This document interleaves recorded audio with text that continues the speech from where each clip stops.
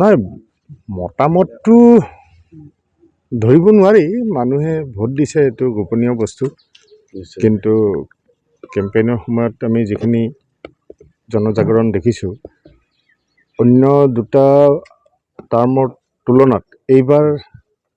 নিৰ্বাচনটো বহুত মানুহে গ্ৰহণ কৰিছে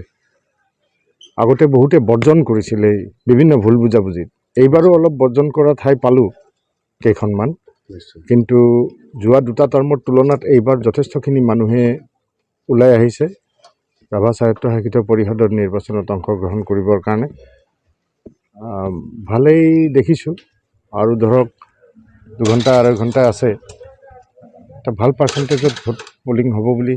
ভাবিছোঁ শিলপুটা সমষ্টিত আপোনালোকে প্ৰতিদ্বন্দ্বী আগবঢ়াইছে হয় তেখেত অহা 4 তাৰিখত কেনেকুৱা ৰিজাল্ট কৰিব বুলি আশা কৰি চাওক আমিতো আশালৈয়ে কাম কৰি আছোঁ গোটেইখিনি সিদ্ধান্ত ৰাইজৰ ওচৰত ৰাইজে কেনেকুৱা সিদ্ধান্ত লয় এতিয়া নিৰ্বাচনবিলাক যি ধৰণে আগবাঢ়িছে ক'ৰবাত যেন গণতান্ত্ৰিক প্ৰক্ৰিয়াটোত অকণমান ব্যাঘাত জন্মিছে মানুহক ফ্ৰী এণ্ড ফেয়াৰ নিৰ্বাচন হোৱাত ক'ৰবাত ৰাজনৈতিক শক্তিবিলাকৰ ফালৰ পৰা মানুহক প্ৰলোভিত কৰা মানুহক ভয় ভাবুকি দিয়া এইবাৰো চলিছে এইবিলাক নেওচিও মানুহে ভোট দিব আহিছে সেইটোৱে গণতন্ত্ৰত জয় কিন্তু এই শক্তিবিলাক অকণমান নিজে বুজি পালে ভাল যে মানুহক বেছি দিন অন্ধকাৰত ৰাখিব নোৱাৰি আৰু মানুহক ভয় ভাবুকিৰে চিৰদিনৰ কাৰণে বশ কৰি ৰাখিব নোৱাৰি অনাগত দিনত জাতীয় পৰিষদৰ ফালৰ পৰা যিহেতুকে পঞ্চায়ত নিৰ্বাচন আহি আছে এই ক্ষেত্ৰত আপোনালোকে প্ৰতিদ্বন্দ্বী কেনেকৈ হয় এইটোতো হয়ে আমি ৰাজনৈতিক দল হিচাপে নিৰ্বাচনত অংশগ্ৰহণ কৰিবই লাগিব পঞ্চায়ত মচোৱা বুলি আজিকালিৰ ভিতৰত ঘোষিত হ'ব আৰু পঞ্চায়তৰ কাৰণে আমি যিমান দূৰ পাৰোঁ প্ৰাৰ্থী প্ৰক্ষেপ কৰিম আমি আমাৰ গণভিত্তি বঢ়াবৰ কাৰণে চেষ্টা কৰিম নিৰ্বাচনবিলাকত প্ৰাৰ্থী নাথাকিলে দলটোৰ অকণমান দুৰ্বলতা থকা বুলি মানুহে ভাবি লয় গতিকে আমি হাজাৰ বাধা বিঘিনিৰ মাজতো আমি জাতীয় পৰিষদ নতুন দল এটা আমি প্ৰাৰ্থী আগবঢ়াম নিশ্চয় এইবাৰ ৰাভা স্বায়ত্তশাসিত পৰিষদৰ যিটো মানে ইলেকশ্যনৰ আজি ভোটদান আজি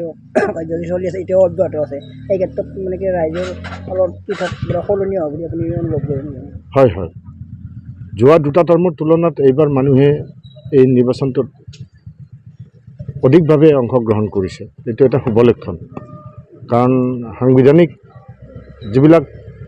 কথা বতৰা আছে তাত জনসাধাৰণৰে মূল ৰাইট গতিকে তেওঁলোকে ভোট দিয়াটো খুবেই প্ৰয়োজন আৰু আমি নিৰ্বাচনী প্ৰচাৰ সভাবিলাকত ৰাইজক কৈছিলোঁ যে ভোট আপোনালোকে দিয়ক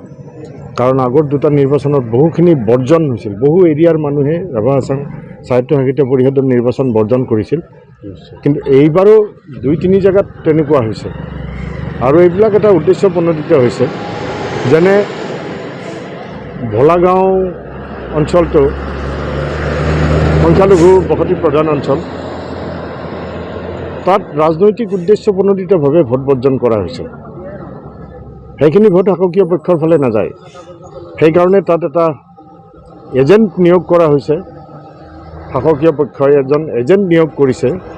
আৰু সৰ্বসাধাৰণ ৰাইজক ভয় ভাবুকিৰে নিৰ্বাচনৰ পৰা আঁতৰাই ৰাখিছে এইটো গৰ্হিত কাম এইটোক আমি গৰিহণা দিছোঁ মানুহৰ মৌলিক অধিকাৰ খৰ্ব কৰাটো কাৰো উচিত নহয় কিন্তু এইবিলাক কথা কোনো প্ৰমাণ নাইতো তেওঁলোকে স্বইচ্ছাই বৰ্জন কৰা বুলি ক'ব বিচাৰে কিন্তু তেনেকুৱা নহয় প্ৰভাৱশালী মানুহ এজনৰ প্ৰৰোচনাত ভোলাগাঁওখনে নিৰ্বাচন বৰ্জন কৰিছে কিন্তু এইটো আমাৰ দৃষ্টিত সাধাৰণ মানুহৰ মৌলিক অধিকাৰ খৰ্ব কৰা হৈছে ঠিক তেনেকৈ ইয়াৰ ওচৰৰ ৰাণীৰ ওচৰৰে গাঁও এখনৰো কিছু মানুহে ভোট বৰ্জন কৰা বুলি শুনিছোঁ এতিয়ালৈ তেওঁলোক ভোট দিব অহা নাই আমি আশা ৰাখিম আৰু 2 ঘণ্টা বাকী আছে তেখেতসকলে নিশ্চয় আহিব আৰু নিজৰ অধিকাৰ সাব্যস্ত কৰিব Stay informed, stay ahead. News NE 365